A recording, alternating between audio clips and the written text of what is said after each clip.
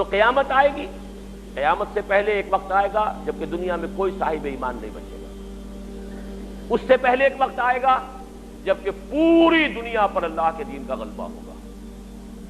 اس سے پہلے کیا ہوگا؟ یہ اس سے پہلے والا معاملہ ہے جو آج کے میرے عنوان میں ہے، دجالی فتنہ، المسیح الدجال، الدجال الاکبر۔ اب سب سے پہلے سمجھیے کہ دجل کہتے کسے، لفظی معنی کیا ہے دجال کے؟ اردو میں بھی یہ لفظ مستعمل ہے، دجل و فریب۔ دجل کہتے ہیں ملمہ سازی، کسی حقیقت پر کسی اور شے کا پردہ ڈال دینا تاکہ انسان دھوکہ کھا جائے۔ تانبے کے اوپر سونے کا پانی چڑھا دیا تاکہ آپ دھوکہ کھا جائیں کہ یہ سونا، یہ دجل ہے۔ اصل حقیقت کو چھپانے کے لیے کوئی فیبریکیشن، کوئی جھوٹ، کوئی افتراء، کوئی غلط بات اس کے اوپر ڈال دینا، اس کا پردہ، یہ دجل ہے۔ لیکن اس کے علاوہ معین شخص ہوگا دجال۔ یہ معین شخص جو دجال ہوگا، اس کے بارے میں بھی ایک تو بالکل متفق علیہ چیزیں ہیں۔ نمبر ایک کہ وہ شخص ہے، قطعی ہے، یقینی ہے، اس کا حلیہ بھی حضور صلی اللہ علیہ وسلم نے احادیث کے اندر بیان کیا ہے۔ دوسری بات یہ کہ اس کے ہاتھ میں قوانین قدرت، گویا کہ تسخیر کائنات، گویا کہ نقطہ عروج کو پہنچ چکی ہے۔ تمام اختیارات الہی تقریباً اس کے ہاتھ میں آ چکے ہوں۔ جو بڑے سے بڑے معجزے اللہ تعالیٰ نے نبیوں کو دیے ہیں وہ معجزے کر کے دکھائے گا۔ وہ مردہ کو زندہ کرے گا،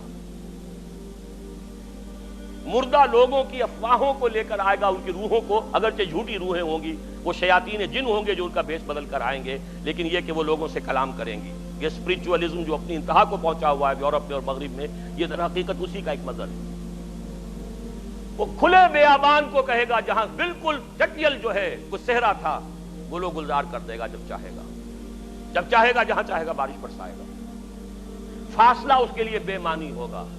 اس کی سواری وہ ہوگی کہ جس کے دونوں کانوں کے درمیان فاصلہ 80 ہاتھ کا ہوگا۔ یہ سارے جو آج آپ کی اس ٹیکنالوجی کی جو انتہا جا رہی ہے اور جدھر جا رہی ہے، اس کو اچھی طرح سمجھ لیجیے۔ آج سے 100 سال پہلے شاید انسان ان چیزوں کا تصور نہ کر سکتا۔ کوئی سواری ایسی بھی ہو سکتی ہے جس کے دو کانوں کے درمیان کا فاصلہ جو ہے وہ 80 ہاتھ کا ہو۔ آپ کے یہ سارے جیٹس جو ہیں وہ کیا ہیں؟ ان کے رڈارز جو لگے ہوئے ہیں، دونوں کان ہیں ان کے۔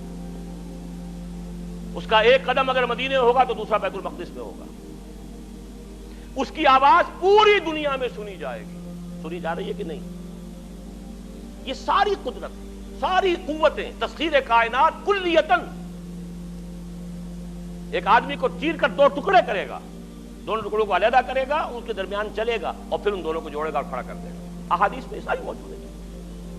سرجری جدھر جا رہی ہے وہ جب نہیں کہ وہاں تک آدمی پہنچ جائے۔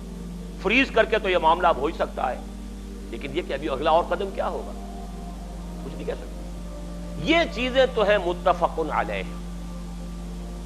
البتہ کچھ معاملات کے اندر احادیث میں کچھ اختلاف پایا جاتا ہے اور یہ مشکلات الحدیث میں سے، اور میں بھی چونکہ اس مسئلے میں اب تک بھی کسی درجے میں، ابھی قطعیت کے ساتھ میں کوئی بات نہیں کہہ پا رہا ہوں، لیکن اب چونکہ گمان غالب کے درجے میں ایک رائے تک پہنچ چکا ہوں، اس لیے میں نے آج اس بات کو آپ تک پہنچانے کے لیے یہ عنوان اختیار کیا ہے۔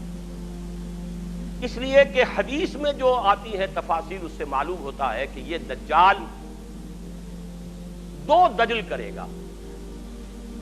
یا تو وہ 2 دجل کرنے والے 2 دجال علیحدہ ہیں، یا یہ دونوں دجل کرنے والا شخص ایک ہی ہے۔ بس یہ مسئلہ ہے کہ جو آج تک مجھ سے حل نہیں ہوا تھا، اب تک کہنا چاہیے آج تک نہیں، اور یہ اس میں علماء سے بھی گفتگو ہوئی ہے، اور جن لوگوں نے اس پر خوب موضوعات پر اپنا وقت لگایا ہے ان سے بھی گفتگویں ہوئی ہیں، تو وہ بھی اس مسئلے کو حل کرنے سے تاحال قاصر رہے۔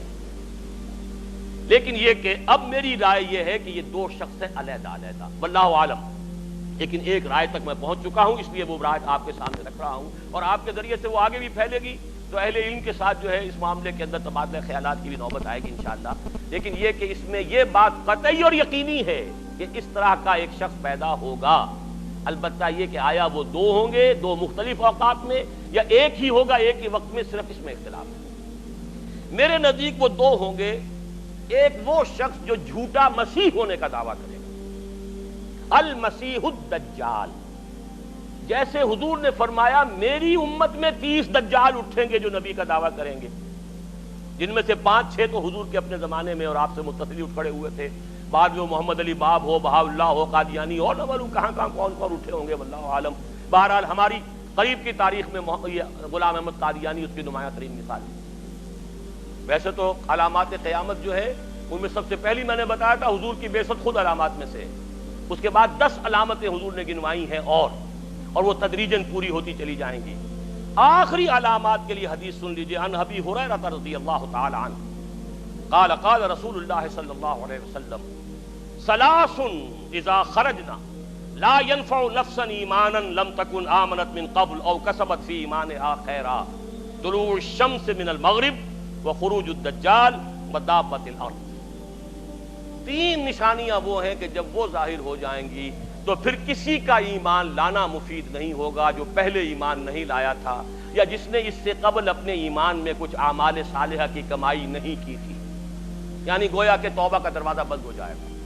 جیسے جب موت کے آثار شروع ہو جاتے ہیں تو توبہ کا دروازہ انسان کے لیے بند، اب جب موت کے آثار شروع ہو گئے اب توبہ کرنا فائدہ نہیں، اس سے پہلے توبہ کا دروازہ کھلا ہوا ہے۔ معلم یغرغر، جبکہ وہ موت کے آثار شروع ہو جاتے ہیں، گھنگرو بولنا شروع ہو جاتا ہے، معلوم ہوتا ہے کہ اب جا رہا ہے، اب توبہ بیکار ہے۔ اسی طریقے سے پوری نوع انسانی کے لیے توبہ کا دروازہ بند ہوگا ایک وقت میں آ کر کہ اب کسی کے لیے توبہ نہیں، ایمان نہیں، اور اس کے لیے 3 علامتیں بیان ہوئی ہیں، یہ بھی مسلم شریف کی روایت ہے۔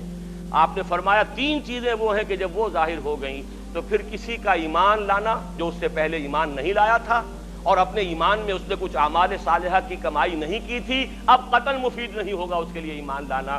وہ 3 نشانیاں ہیں، طلوع الشمس من المغرب، سورج مغرب سے طلوع ہوگا، نظام شمسی میں کوئی اختلال ایسا ہوگا کہ جس سے سورج بجائے مشرق کے مغرب سے نکلے گا، وہ خروج الدجال ودابۃ الارض، ایک زمین سے کوئی چوپایا برآمد ہوگا، بعض احادیث میں آتا ہے کہ مروہ کے قریب سے وہ برآمد ہوگا جو گفتگو کرے گا انسانوں سے، یہ بالکل خرق عادت، یعنی وہ چیزیں کہ جن کا کوئی تعلق اب اسباب جو ہے دنیا کے ان سے کوئی تعلق نہیں ہے، کوئی فزیکل لا سے تعلق نہیں ہے، وہ بالکل معجزے ہوں گے، خرق عادت ہوگا۔ اور خروج دجال، وہ دجال جو خدائی کا دعویٰ کرے گا، اور حدیث میں آتا ہے کہ بہت کم لوگ ہوں گے کہ جو اس کے سامنے رک سکیں گے، اکثر و بیشتر جو کمزور ایمان والے لوگ ہوں گے وہ اسے خدا تسلیم کر کے اس کی پرستش شروع کر دیں۔ میرے نزدیک یہ آخری چھلنی ہوگی جو لگائی جائے گی اہل ایمان کو ایک طرف کرنے کی، اور یہ قیامت کی نشانیوں میں سے آخری نشانیوں میں سے ہے۔ اس کے بارے میں متعدد احادیث ہیں لیکن اب بہت وقت ہو چکا ہے، میں پھر انشاءاللہ کسی اور موقع پر اس مضمون کو مکمل کروں گا۔